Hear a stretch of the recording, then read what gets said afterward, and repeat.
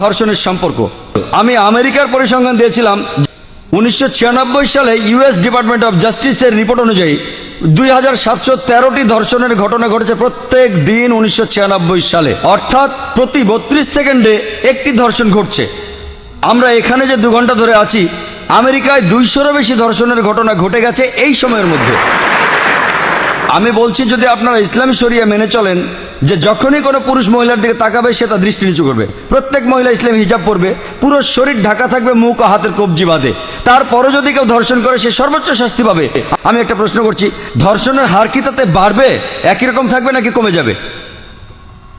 এটা কমে যাবে, এটাই বাস্তব আইন। আর আপনারা দেখবেন পৃথিবীতে সবচেয়ে কম ধর্ষণের ঘটনা ঘটে সৌদি আরবে। তারা ইসলামী শরিয়া প্রয়োগ করেছিল, ধর্ষণের শাস্তি মৃত্যুদণ্ড, আর তখনই ধর্ষণের ঘটনা সেখানে কমে গিয়েছিল।